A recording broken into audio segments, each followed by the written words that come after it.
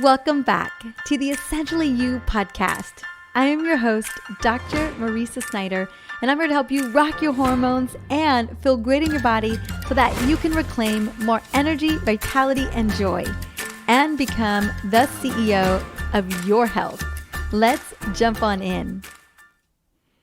I have a gut feeling that at some point in your day today, you have felt a bit rushed or triggered or stressed. And if you didn't, you probably know someone very close to you that did. Now, I know I did because my schedule was crazy overbooked with meetings and household items and things that I needed to get done before we had friends visiting for 4 days. Now, although this may not have been my typical day, a lot of my days have felt this way given my schedule. In this season of my life with a very busy toddler running from one thing to the next, and honestly, I can almost not keep up with him, along with my business and family obligations, I find myself activating my stress response system more than I have in the past 3 years.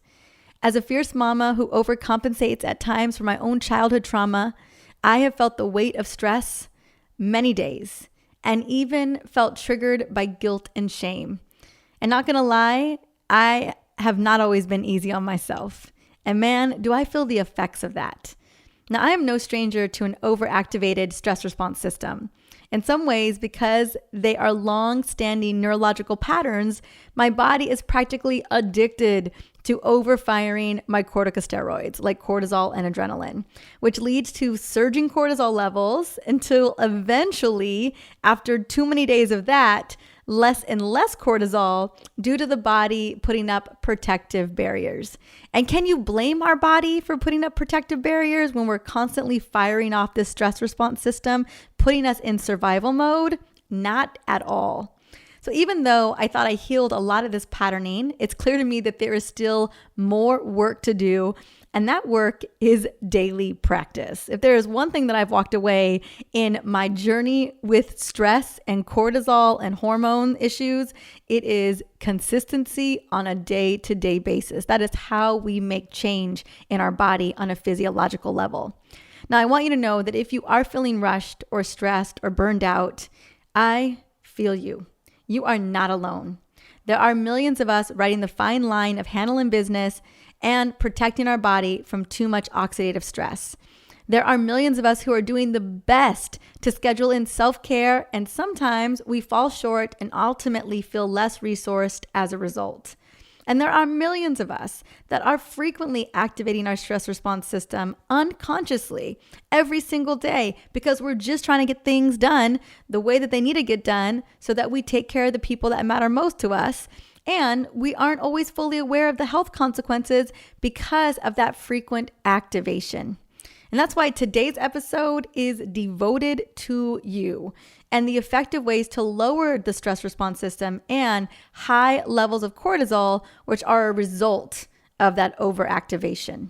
Now, I'm going to be sharing today 5 ways that we can work to reverse this vicious stress response cycle and address the survival hormone cascade, starting with that elevated cortisol. And let me tell you, I am so excited to share these 5 ways that you can begin to implement today. But first, I want to just take a moment because I know sometimes it's hard to identify if we are feeling stressed and burned out because we have normalized so much of it, right? We're just doing what we need to do. We're just handling business. We're just showing up and not realizing that a lot of this way of operating is wearing us down over time.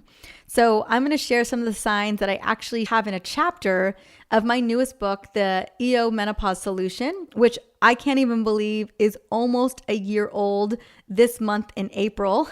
I can't believe I launched that book when I had a 4.5-month-old. That was crazy. So here are 10 plus surprising signs and symptoms if you are dealing with stress or your stress is at a tipping point and that you may have surging cortisol levels. So this will just give you a sense of what's going on with your body. If you can relate to 3 or more of any of these things, it's time to reevaluate what in your daily life isn't serving you and consider adding 1 or 2 of the 5 ways to lower elevated stress and cortisol levels. So here we go. Let's do this quick little assessment. Do you find yourself saying statements like, I gotta go, I'm running late, or I'm super busy? You find that your calendar is consistently overscheduled. You find that you're upset when plans change unexpectedly. You feel irritated when obligations stack up and you're not able to handle them. You often feel overwhelmed by the lack of support you have every day. You wake up feeling like there isn't enough time in the day to get everything you need to get done. You find yourself sighing a lot. You go to bed worrying that you did not finish your to-do list or the things that you needed to get done. You frequently feel like there's always something more you should have done right now or during the day. You find yourself craving a salty or sugary snack in the middle of the day around 2 or 3 o'clock. You feel wired and tired. You feel exhausted in the middle of the day at around 3 or 4 p.m. You can't turn off all the thoughts in your mind when you're trying to go to sleep. You rarely feel like you are completely on top of things. You don't remember simple things like where you forgot your glasses or where you put your keys or that word at the tip of your tongue. You get sick easily. Coughs and infections take a long time to resolve when you do get sick. You have no willpower when it comes to food, especially carby foods. You need caffeine to function throughout the day. You feel unmotivated to do things you used to like to do. I know it's a big list, but just take a moment, tally up your score. If you need to go back and listen, just rewind a couple times, tally it up, and you can just do a mental tally, right? And how did you do? Now, if you resonated with 3+ examples, like I did, I'm not gonna lie, as I was reading this list today, I was like, ooh, I've got a couple of these right now. You are activating your stress response system more often than you think, leading most likely to deregulated cortisol levels and hormone levels. I fully believe, especially based on the research, that activating our stress response system and deregulated cortisol levels is one of the biggest reasons why women struggle with hormonal imbalance, and men too, both of us, both men and women. Men are not immune to stress, absolutely not. And so what I want to share is the problem, which is this nonstop sense of urgency driving our body into survival mode. And we're not meant to live like this every moment of the day, like life is life or death. 90% of the time, as I mentioned, that main hormone is cortisol, which ends up disrupting other hormones because it is known as a tear down hormone. It's a survival hormone. It's tearing things down so that we can survive. Now, your body makes cortisol in response to stress, and most of us run around stressed so much that our cortisol is super crazy elevated, or at some point, eventually it drops down to, nothing. Now, high or deregulated cortisol levels wreak havoc on our body over time, depleting our happy brain chemicals like serotonin and dopamine, robbing us of our sleep, and making us store fat, especially in our organs and our belly. High cortisol is also linked to anxiety, fatigue, migraines, food addiction, and brain fog. Any of those sound familiar? I know that list all too well. That was literally my list for a very long time. Now, since the root cause is usually an overactive stress response system due to, it could be previous traumas, it can be perceived stresses, it could be the onslaught of to-do list that you've got going on, it could be the relationship that you're struggling with. At the end of the day, we've got to be able to reset the cortisol. We got to be able to reset the way that our brain is responding to these stressors in our life. Now, any other attempts to fix other hormones will likely fail if the long-term wayward stress response system is not addressed. Like, we have to address this first and foremost. We can work on insulin and metabolic hormones, but if we don't fix cortisol, it's going to keep driving hyperinsulinemia, right? We can work on low levels of progesterone, but if we don't fix cortisol, progesterone is always going to struggle. So again, just note that this is the linchpin for so many of the issues that are going on in our body. I call it a silent killer. So what I want to share is my top 5 ways to lower the stress response system and elevated cortisol as a result. And note that these 5 ways are not only effective, but also a lot of them are very easy, because at the end of the day, the last thing I want to do is give you a bunch of stuff to do and you already have too big of a list, right? That doesn't help anybody. Like, that definitely doesn't help you. So the first thing I recommend is proactively sending the brain safety signals. Now, I've talked a little bit about this on the show, but I want to go into it a little bit more. And here's the thing, the brain is automatically wired to sense and perceive danger because once upon a time, we needed our brain to do that in order to survive. So your brain automatically goes to stress mode, survival mode, stranger danger mode, whether you want it or not. That's just what the brain does. It thinks it's protecting you from the external world.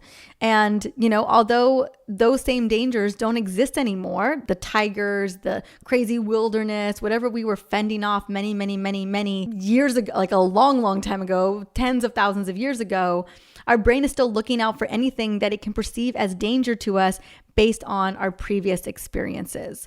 So a great way to lower the brain's overactive response system is to proactively send the brain safety signals even before you find yourself experiencing stress or panic. So like before you get into your day-to-day, right? So safety signals to the brain are powerful and effective. And they tell the brain that everything is okay and there is nothing to freak out about. So safety signals come in the form of self-care, affirmations, meditation, a walk outside, day setting so that your brain knows that you've got a plan for the day, gratitude showers, and breath work. And real quick on gratitude showers. So one of the things that we do in our family is in the morning, we do a gratitude shower where basically we shower each other with gratitude. So I shower Alex and Kingston with gratitude. Alex showers me and Kingston with gratitude. And then at some point when Kingston is able to participate, and he does this in his own way now, he's going to have his things that he's going to be grateful for too. So we do these gratitude showers just to start our day with that higher level energy, that good energy. And then breath work. I think, oh my gosh, breath is such a powerful way to reduce help to support our vagal tone, to reduce the survival mechanisms, and to just give our diaphragm, give our body a moment to just relax. That's what I love about breath work. Now, safety signals work best for me personally in the mornings because one, that's when I have time for myself. It's really the only time I have time for myself. And it's a time where I get super clear on what I want my day to look like, how I want my day to unfold. When I do the morning gratitude shower with Alex and Kingston, my brain is at ease along with the day setting, the breath work, the essential oils that I use, the walk outside, all of that is priming my body and my brain that everything is good, that everything is safe. And one of my favorite affirmations that I've been loving to say is nothing is wrong. Nothing is wrong. I got a house over my head. I've got food in the fridge. Everyone in my family is safe. Nothing is wrong. It's been a game changer for me because so often I can get caught up in a bunch of stuff. And at the end of the day, nothing is wrong. Everything's fine. But I like nothing is wrong more than everything is fine. It's just kind of been my affirmation. All right, number 2. The second thing I want to recommend is a mindful meditation for 5 to 10 minutes. If you can do 10 to 15 minutes, even better. Now, I say 10 to 15 minutes because I personally love Ziva meditation, which encompasses mindfulness, manifesting, and meditation, right? It has all the pieces. And I just had the creator of Ziva, Emily Fletcher, one of my best friends, on the show, episode 352. And the whole episode was the number one most important thing we can do to tame feeling overwhelmed, stressed, and triggered. Literally this conversation today. And her meditation is designed to do in the morning and the afternoon, and usually in the afternoon before the evening. So you can just kind of clear your mind, clear the gunk, get realigned, and, let go of whatever traumas and triggers and stuff that's coming up that day and get you ready and geared up for the rest of your afternoon and your evening. So I highly recommend it. Definitely go check out that episode and go check out Ziva meditation. Number 3, get in the habit of tracking your heart rate variability. So your heart rate variability is the pattern of your heart rate. You want high variability between the time of each heartbeat. Now, research proves that when your heart rate variability is high or optimized, your body is showing better stress resilience and health. Now, a low HRV, a heart rate variability, may indicate less resilience and greater stress. Now, the way that I love to check my heart rate variability is with a technology called HeartMath. I also use my Whoop strap. My Whoop strap is constantly measuring my heart rate variability and making sure that it's in its optimal range. And what I love so much about the HeartMath technology is that you can go from feeling severely anxious and stressed, and by plugging in the HeartMath device, which connects to an app on your phone, super easy to do, it can help you get into heart coherence and optimize your heart rate variability by breathing and calming down your central nervous system. It's phenomenal. It works in just like a couple of minutes. Now, this is what I've always loved about this technology is its ability to show you if you're in coherence with your body or not, meaning if you're stressed or not. I mean, if you were wondering if you were stressed or not, this device, this technology will tell you. Like, it doesn't lie, right? I love that. I always was like, because so often I didn't know. I was like, am I stressed or am I like just killing it right now? No, I was absolutely stressed. And so this type of technology can let you know that. Now I know what it feels like when I'm stressed. I just know it because I've lived it for so long, but it is always nice to have that validation. Now, the goal for this HeartMath technology is to move you back into coherence, back into balance, release stress, and over time build resilience so that that same stressor doesn't have the same impact on you over time, which is that's the name of the game, right? The things that used to trigger you up, they just they don't trigger you up anymore. And as you bring your physical, mental, and emotional systems into coherent alignment, you begin to experience increased access to your heart's intuitive guidance because your heart is so, so powerful, right? We know that. And tuning into your heart's wisdom creates a profound shift within that helps you approach situations with more emotional balance, compassion, clarity, and personal confidence. This is great to have at work or by your bedside at night or when you get home from work to just check and see if you're in coherence, see where your heart rate variability is, and then get guided into relaxing all of your stress away. This is what I love about it. Now, if you don't ever get your hands on the HeartMath technology or anything that helps to measure heart rate variability, also note that meditation creates heart coherence too. So 10 to 15 minutes of meditation once a day, twice a day will move you back into heart coherence. And some of us will need twice a day, depending on how stressful and how crazy life is. And honestly, if we don't have 30 minutes or 20 minutes in the day to just focus on realigning our bodies, like what hope is there for us, right? It's a little overwhelming, but what I mean by that is like, it's got to be important, right? It's got to be non-negotiable because, gosh, the alternative is not fun at all, right? No energy, feeling not like yourself, brain fogged, just off, right? And so that's why I just really want to emphasize meditation. I at least meditate once a day for 15 minutes. And I'll tell you what, it has made all the difference. All right, number 4, we're getting there. Reduce caffeine and alcohol. It's the combo. You got to reduce both. So here's the thing about caffeine. Caffeine specifically induces adrenocortical cells, these are cells inside of the adrenals, that produce more cortisol, as well as more epinephrine, norepinephrine, and insulin. So knowing how you respond to caffeine is super important here because some people are less sensitive to caffeine than others. Others, man, it just amps you up, makes you anxious, makes you mood swings, maybe even makes you feel a little bit rageful, and definitely has you dealing with that mental chatter later at night. So just kind of know where you stand with caffeine and act accordingly, right? Just make changes accordingly. So the goal is to have it support your productivity if you're down with caffeine, but not hinder your health. I also recommend stopping caffeine after 12 p.m.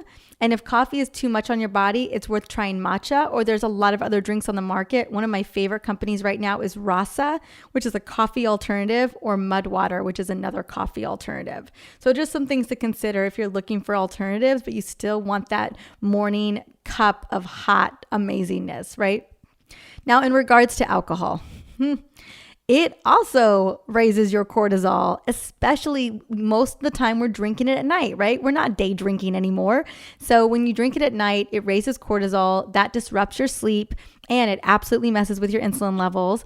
And when you have poor sleep quality, guess what? It also messes with your insulin levels. It makes you more insulin resistant the next day. And let me tell you, I've been tracking this. I have a CGM on right now, a continuous glucose monitor, and my sleep hasn't been the most stellar for quite some time now, since Kingston was born. And I have noticed, like, although I've optimized my blood glucose level and my insulin levels, I have to super stay on it because sleep is a major contributor to it getting all thrown off. So I've seen it firsthand where sleep has totally messed up my metabolism because I've just got nothing in the tank. I'm so low resourced. Now, chronic disruption of cortisol with a couple of glasses of wine at night will lead to more insulin resistance, more metabolic dysfunction, more oxidative stress, and, and poor sleep performance, and then in turn, low energy, right? Alcohol is definitely not our friend. I have a whole episode on alcohol. If you want to go and listen to it, it is, I think it's pretty good because it really breaks it down, like what it's doing to our hormones. But I know not everyone's trying to hear all that, but it is inside of my podcast. I would say I did it in the last 3 months. It's definitely worth listening to, or even sharing it with somebody who you think may need to listen to it. Now, number 5, I highly recommend, especially if you scored 3 or more on that assessment earlier, that you got to bring on in some adaptogenic herbs like rhodiola and ashwagandha. These work, and they work because they downregulate the HPA axis, the hypothalamic pituitary adrenal axis, which is literally the loop, right? And this is the stress response system.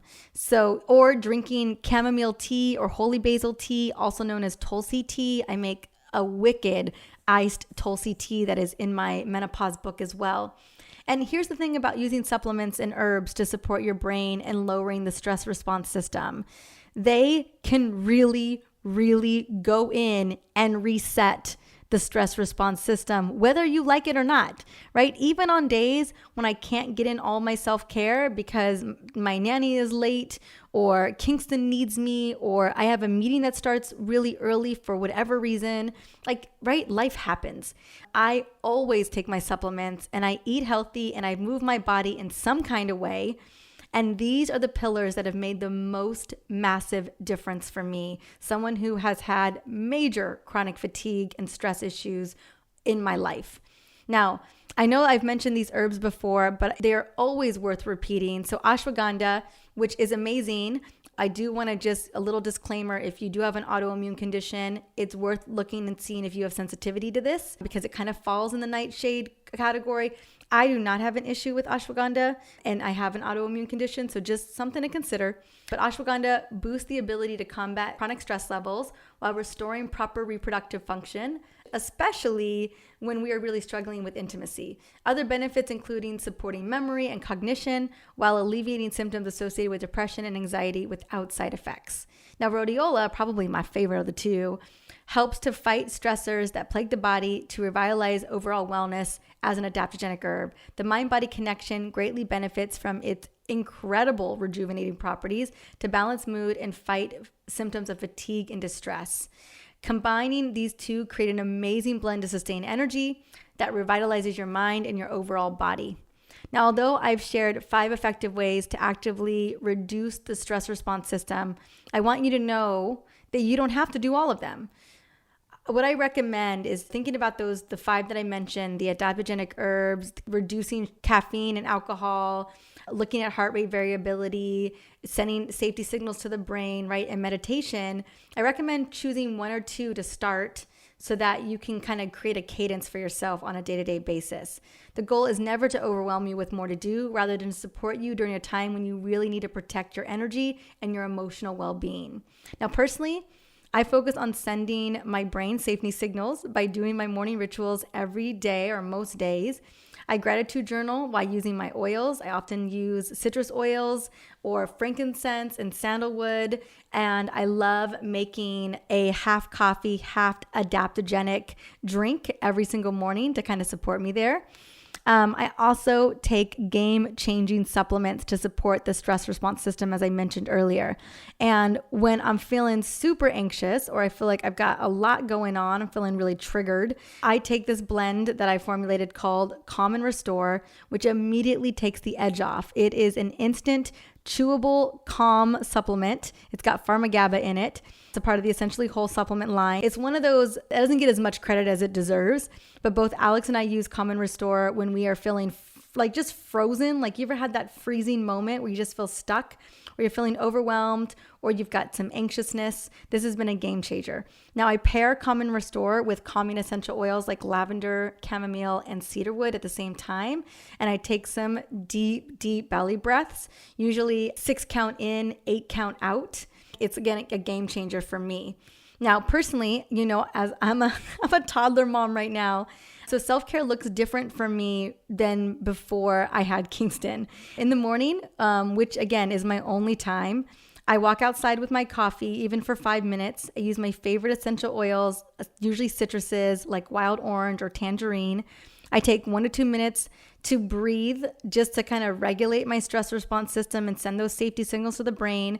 And then I got my supplements that I take with a big, big, big glass of water to ensure that my adrenals, my brain, my hormones, my mitochondria have what they need for me to show up that day with as much energy and joy as I got.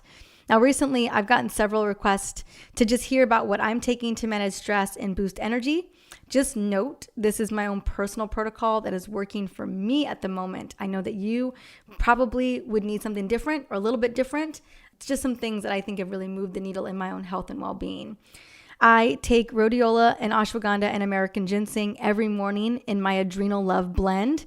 I am obsessed with this blend. It's one of our best-selling products because, my gosh, it is doing all the things. It's working on the adrenals, it's working on the brain, it's working on the mitochondria. It's like a trifecta, right? So many people love it because it works. The other thing that I love taking is my Neuro Support blend. I have one specifically for us as women to support our neurological system. It has phosphatidylserine in it, which is one of my go-to nutrients for lowering cortisol. And it is just amazing for feeling more clear, more energized, and more mentally on my game.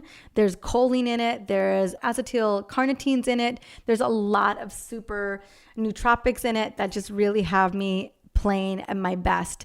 And let me tell you, after having mom brain for so long, I'm so grateful for the neuro support. Now, at night, I gotta have magnesium before going to bed, always. It literally shuts down the mental chatter. I take it with the Zen Sleep. And given how desperate I am for sleep these days, I want to make sure that I fall asleep the second my head hits the pillow.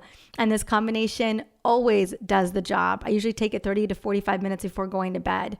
And then lastly, to stabilize blood sugar levels and help to support mitochondria and insulin sensitivity, I take 500 milligrams of vitamin C, 200 micrograms of chromium, and 500 IUs of vitamin D and K2. I would also recommend berberine, like 500 milligrams of berberine, but I don't recommend that to pregnant mamas or breastfeeding mamas. So I'm breastfeeding still, so I'm not taking berberine, but once I'm done breastfeeding, I will. And then luckily, because this matters to me, I carry a lot of these in my Essentially Whole store at therapeutic and effective dosages because our bodies really need like that therapeutic dosage to get the benefit and the reset. Because I'm gonna tell you, I am so over taking supplements that don't move the needle for me. It is a waste of my time and money and health. And, our health is worth too much to not take supplementation and nutrition seriously these days. Now, I'm going to have a link to the supplements I mentioned in the show. Especially, I have an energy bundle that's got the Adrenal Love and the Common Restore. So you can get that as a combo, and they're always discounted, my bundles.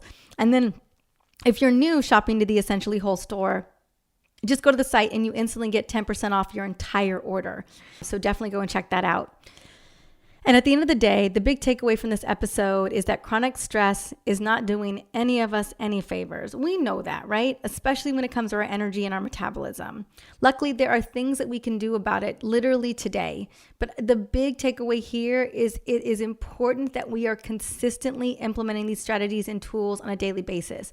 And as much as I want you to hear that, I definitely need to hear that as well, because I know that when I'm consistent, man, everything shifts for me. And again, the self-care, the supplements, the nutrition, and the emotional and stress regulation rituals that I do every day I just have to do them. They're absolutely necessary to maintain a calm nervous system. And especially right now where I feel like I'm just in a season where I just feel more lit up than ever before. So I hope that this episode helps you. I know a lot of the things that I'm reintegrating back into my life are helping me. And again, always thank you so much for listening in to the Essentially You podcast today. This show is all about providing you tools to rock your hormones and feel amazing in your body. Now, if there's someone that needs to hear this, goodness knows there are people in my life that I know need to hear this. Take a moment, screenshot the episode, shoot it on over via text message or share it on social. That way we continue to spread the word about hormone literacy. And if you do share it on social, hashtag HormoneCEO. Until the next episode, have an amazing day.